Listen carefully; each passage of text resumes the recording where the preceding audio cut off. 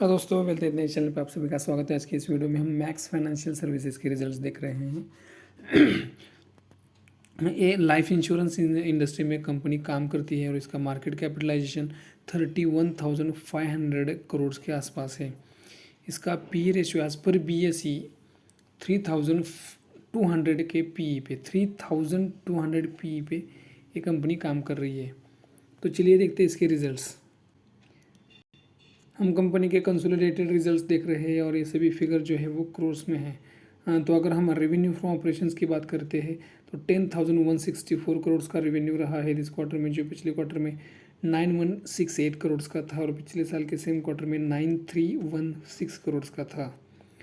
अगर हम quarter on quarter basis पे देखते हैं तो क्वार्टर ऑन क्वार्टर बेसिस पे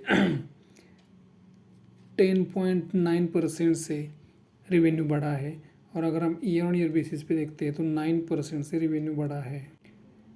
अगर हम एक्सपेंसेस की बात करते हैं तो 10,000 करोड़ के एक्सपेंसेस रहे हैं इस क्वार्टर में, जो पिछले क्वार्टर में 9,053 करोड़ के थे और पिछले साल के सेम क्वार्टर में 9,248 करोड़ थे। अगर हम क्वार्टर ऑन क्वार्टर बेसिस पे देखते हैं तो 10.8% की ग्रोथ दिख रही है और अगर हम ईयर ऑन ईयर बेसिस पे देखते हैं तो 8.5% से एक्सपेंसेस बढ़े हैं।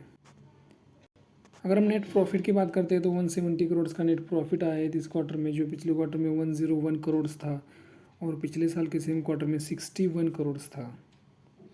अगर हम क्वार्टर ऑन क्वार्टर बेसिस पे देखते हैं तो 68% की ग्रोथ दिख रही है और अगर हम ईयर ऑन ईयर बेसिस पे देखते हैं तो 178% से नेट प्रॉफिट जो है वो बढ़ा है। बहुत ही बम्पर ग्रोथ दी है नेट प्रॉफिट में।